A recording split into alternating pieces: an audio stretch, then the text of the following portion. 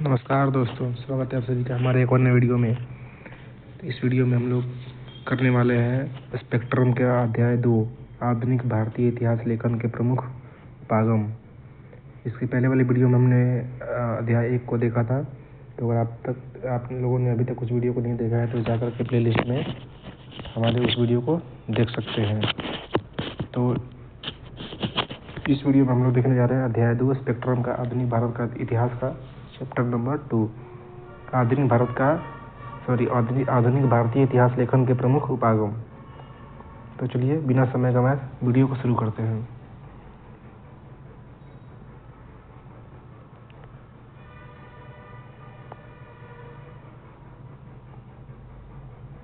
तो यहाँ लिखता है इतिहास लेखन हिस्टोरियोग्राफी। इतिहास का ऐतिहासिक लेखन या ऐतिहासिक व्याख्या है। इतिहास लेखन क्या है? इतिहास का एक ऐतिहासिक लेखन या ऐतिहासिक व्याख्या है। इतिहास एक ऐसी जानकारी नहीं है जिसे अपरिवर्तित रूप में पीढ़ी दर पीढ़ी सौंपा जाए। ऐतिहासिक परिस्थितियों की व्याख्या की जानी चाहिए और स्पष्टीकरण प्रमाणों के विश्लेषण पर आधारित होनी चाहिए। तर्क वितर्क से उपजे सामान्यीकरण प्रदान किए जाने चाहिए। नवीन प्रमाणों के साथ या मौजूदा प्रमाणों की नवीन व्याख्या का स्पष्टीकरण सहित अतीत की एक नई समझ प्राप्त की जा सकती है। इसका अनुसरण करने के लिए उन तरीकों एवं शैलियों के प्रति संवेदनशीलता की आवश्यकता है जिससे उस समय के लोग जीवन यापन करते थे और अपने अतीत के बारे में सोचते थे। इतिहास लेखन के उपागम ज्ञान के रूप में इतिहास को समझने की भूमिका बन जाते हैं। आगे कहता है व्यापक रूप से इतिहास के 4 संप्रदाय हैं: औपनिवेशिक, राष्ट्रवादी, मार्क्सवादी, अधीनस्थ। औपनिवेशिक, राष्ट्रवादी, मार्क्सवादी और अधीनस्थ। हालांकि इतिहास लेखन के 2 अन्य संप्रदाय संप्रदायवादी और कैम्ब्रिज भी हैं। कैम्ब्रिज भी हैं। तो हम लोग एक एक करके पढ़ेंगे। सबसे पहले हम लोग को देखना है औपनिवेशिक उपागम।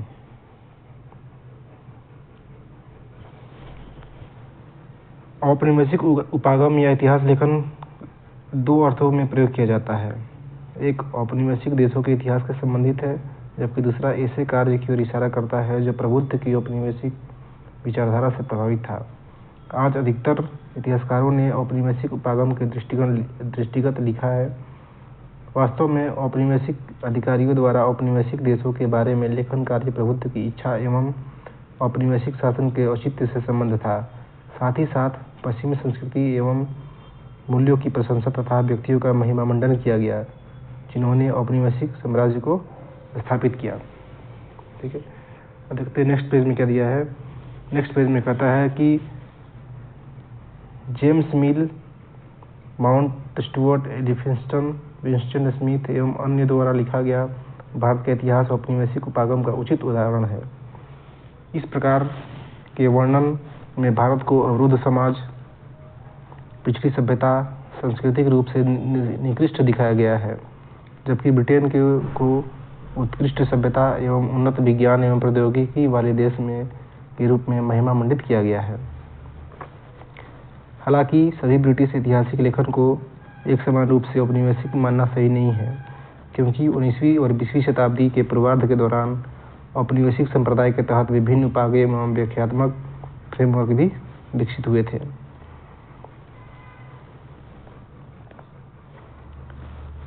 सारगर्भित रूप में औपनिवेशिक उपागम सांस्कृतिक आधिपत्य स्थापित करने और भारत पर ब्रिटिश शासन के वैधीकरण के रूप में इतिहास को औचित्य प्रदान करने हेतु विचारात्मक प्रयास का एक भाग है। अब हम देखते हैं राष्ट्रवादी उपागम। राष्ट्रवादी उपागम का विकास औपनिवेशिक उपागम से सामना करने और प्रत्युत्तर देने के रूप में हुआ। यह भारतीय लोगों और उनके ऐतिहासिक अभिलेख की औपनिवेशिक झूठी निंदा के सम्मुख राष्ट्रीय आत्मसम्मान के निर्माण का एक प्रयास था। इस उपागम के इतिहासकारों ने मौजूदा ऐतिहासिक स्रोतों के विश्लेषण के आधार पर औपनिवेशिक ऐतिहासिक विवरणों की सत्यता को सिद्ध करने का प्रयास किया। भारतीय इतिहास के राष्ट्रवादी उपागम को ऐसे उपागम के रूप में विवेचित किया जा सकता है जिसने राष्ट्रवादी भावनाओं को बढ़ाने में योगदान किया और धार्मिक, जाति, भाषाई एवं या वर्ग भेदभाव के सम्मुख लोगों को एकजुट किया। आगे देखते हैं। आगे कहता है कि राष्ट्रवादी उपागम मुख्य रूप से भारतीय इतिहास के प्राचीन एवं मध्यकालीन युग के बारे में वर्णन करता है। यह आधुनिक काल में मौजूद नहीं था और स्वतंत्रता प्राप्ति के पश्चात अस्तित्व में आया। 1947 से पूर्व आधुनिक भारत के राष्ट्रवादी इतिहासकारों का कोई संप्रदाय मौजूद नहीं था।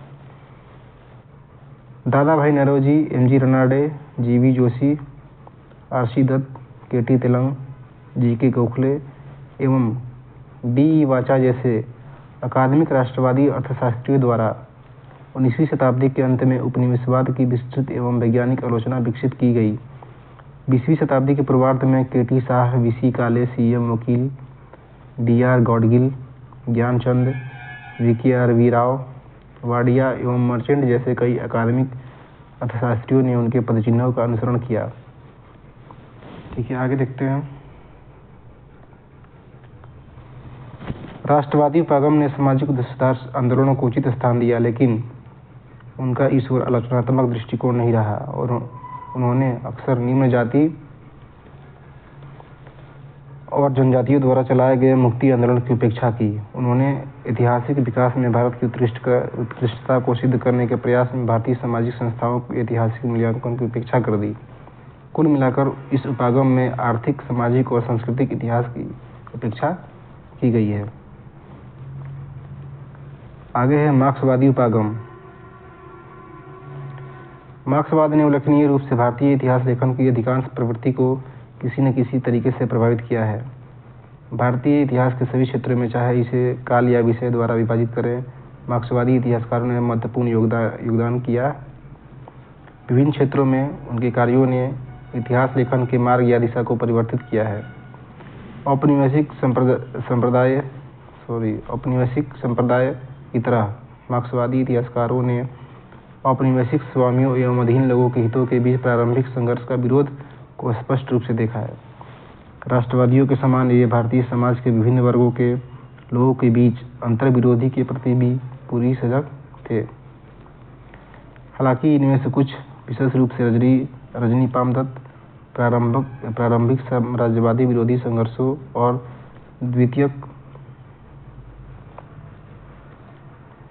द्वितीय अंतर्विरोधी के उपचार को समन्वित करने में पूरी तरह सफल रहे थे और औपनिवेशिक विरोधी संघर्ष को वर्ग या सामाजिक संघर्ष को संतुलित करने का प्रयास किया।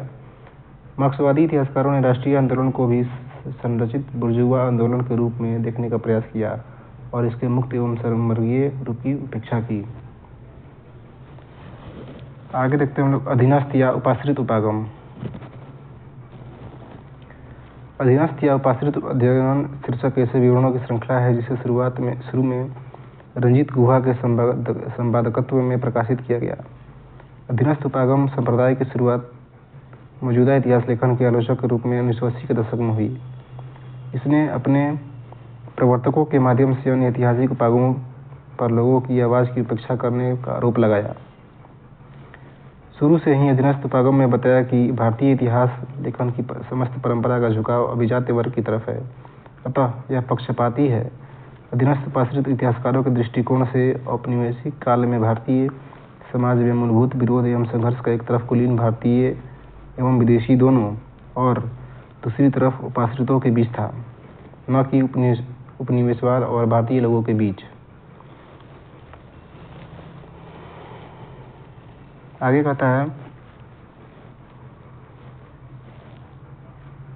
वे विश्वस्त हैं कि भारतीय लोग कभी भी एक साझा साम्राज्यवाद विरोधी संघर्ष में एकजुट नहीं हुए थे। इसके बावजूद वे मानते हैं कि दो भिन्न आंदोलन या धाराएं थी, एक उपाश्रितों की और वास्तविक साम्राज्यवाद विरोध धारा और दूसरी कुलीन की। ठीक है,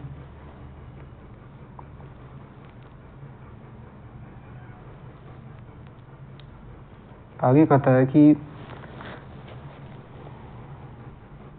कुलीन धारा भारतीय राष्ट्रीय कांग्रेस के पदाधिकारियों के नेतृत्व में कुलीनों के बीच शक्ति के लिए संघर्ष हेतु झुंड से थोड़ा अधिक थी। हालांकि अधीनस्थ उपाश्रित संप्रदाय, जिसने शुरू में आम लोगों के दृष्टिगत इतिहास लिखने की वचनबद्धता दिखाई थी, लोगों की स्वयं की सचेतता पर आधारित थी, नवीन स्रोतों की खोज नहीं कर पाया जो लोकप्रिय अवधारणाओं को अधिकाधिक प्रतिबिंबित कर सके।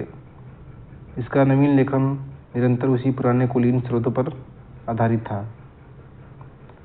अगला है संप्रदायवादी उपागम। राष्ट्रवादी इतिहासकारों की भांति संप्रदायवादी इतिहासकारों ने मध्यकालीन भारत और औपनिवेशिक काल की पाठ्यपुस्तकों के औपनिवेशिक इतिहास लेखन तक स्वयं को पूरी तरह सीमित किया।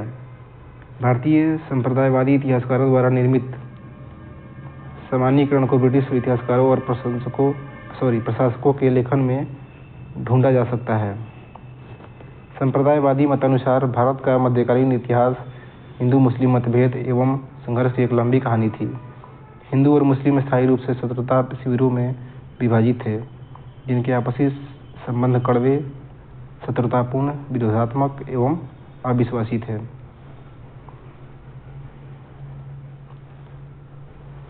ये विचार न केवल इतिहासकारों के लेखन में प्रतिबिंबित हुआ, अपितु सांप्रदायिक राजनीतिक नेताओं के हाथ में अधिक उग्र एवं विषाक्त रूप में सामने आया।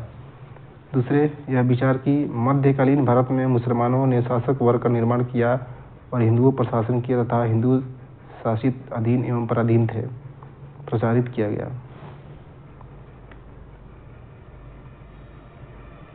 आगे दिया है कैम्ब्रिज स्कूल उपागम। कैम्ब्रिज संप्रदाय उपागम का मत है कि औपनिवेशिक काल के दौरान भारतीय समाज मूलतः क्षैतिज एवं लंबवत भागों द्वारा चरितार्थ हुआ और भारतीय राजनीति का स्थानीय एवं क्षेत्रीय सरदारों के बीच गुटीय शत्रुता और प्रतिस्पर्धा द्वारा सीमांकन हुआ। इस प्रकार उनके मतानुसार औपनिवेशिक शासन के अंतर्गत मूलभूत विरोधी साम्राज्यवाद और भारतीय लोगों के बीच नहीं था, अपितु भारतीयों के बीच था।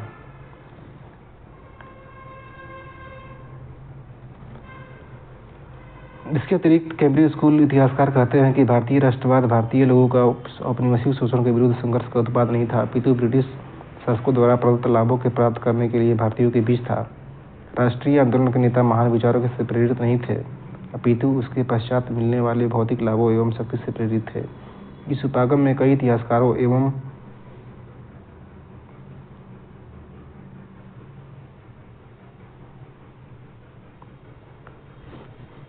शोधार्थियों तथा विद्वानों द्वारा इस आधार पर आलोचना की गई है कि यह तत्वों के मानव व्यवहार से हटाकर देखता है और राष्ट्रवाद को पाशविक राजनीति के स्तर पर ले जाता है। ठीक है। आगे है उदारवादी एवं नव उदारवादी व्याख्या। साम्राज्यवाद या उपनिवेशवाद का पुनर्मूल्यांकन 1980 के दशक में प्रारंभ हुआ। कैन एवं हॉपकिंस, पैट्रिक ओब्राइन तथा डेविस एवं हटनबैक ने उपनिवेशवाद के चरित्र को लेकर मार्क्सवादी एवं वाम उदारवादी प्रबुद्ध वर्ग के कुछ निष्ठापूर्ण विचारों एवं दृष्टिकोण पर प्रश्न उठाना शुरू किया। इस उपागम के प्रस्तावक तर्क देते हैं कि उपनिवेशों का आर्थिक शोषण पूरी तरह से ब्रिटिश लोगों के लिए फायदेमंद नहीं था।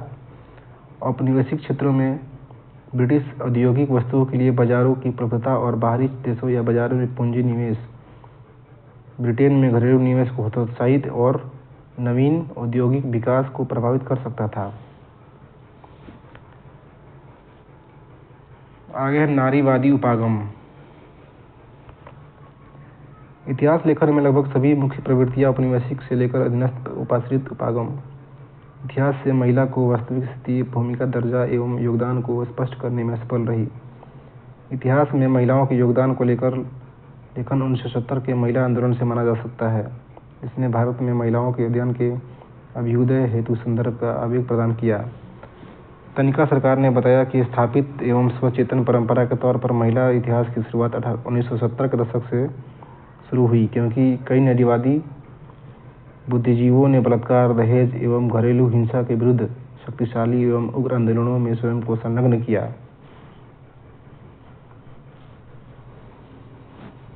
महिलाओं के प्रति लेखन बी आनंदा द्वारा संपादित इंडियन वुमेन फ्रॉम पर्दा टू मॉडर्निटी जैसे कार्य के साथ शुरू हुआ। महिलाओं की अत्यंत अध्ययनीय स्थिति को पंडिता रामाबाई द्वारा लिखित the high cast Hindu women और कैथरीन मेयर द्वारा लिखित मदर इंडिया में दर्शाया गया है।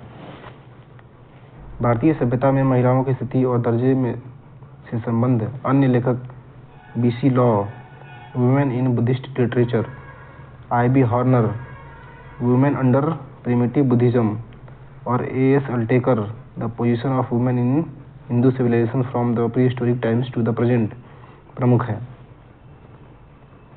ठीक है, अब आगे देखते हैं।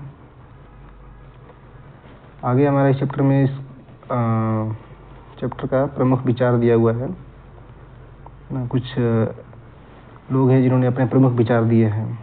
क्या कहा गया इसमें देखते हैं।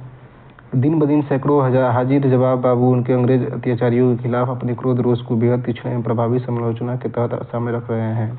इस प्रकार उसमें कोई शंका नहीं है कि इन अखबारों को पढ़ने वाले के मस्तिष्क में गंभीर विश्वास उपजेगा कि सभी समस्त मानव जाति के शत्रु और विशेष रूप में भारत के। आगे लॉर्ड डफरिन ने ये बात कहा था। आगे लिखा है कि हाल के वर्षों में भारत के इतिहास का सृजन बेहद तीव्र हो गया है तथा उसकी कुछ व्याख्या के आह्वान किया जा सकता है। इसके दो तरफा कारण है। भारतीय परिदृश्य में होते परिवर्तनों को तथ्यों को पुनर्व्याख्या की आवश्यकता है और भारतीय इतिहास के जरूरी तत्वों के बारे में इतिहासकारों के दृष्टिकोण में होते परिवर्तन है। ये कहा था पर्सिवल स्पियर ने। और भी विचार है, विपिन चंद्रा का विचार क्या कहता है कि कुछ इतिहासकारों ने विलंब से शुरू नवीन प्रवृत्ति जिसे इसके प्रस्तावकों द्वारा उपाश्रित उपागम के रूप में विवेचित किया गया है, जिसने सभी पूर्व के ऐतिहासिक लेखन मार्क्सवादी परिप्रेक्ष्य आधारित समेत को नकार दिया और इस पुरातन दिशाहीन इतिहास लेखन को उपाश्रित उपागम से प्रतिस्थापित करने का दावा किया है। ये विचार विपिन चंद्रा के हैं ना। तो इसके आगे आपके चैप्टर में ये जो हमने अभी देखा उपागम, महत्वपूर्ण उपागम, उसका सारांश दिया हुआ है। ठीक है, तो इसके नेक्स्ट वीडियो में हम लोग अध्याय 3 देखेंगे। तो इस वीडियो में बस इतना ही। मिलते हैं नए वीडियो में, तब तक के लिए थैंक यू। जय हिंद।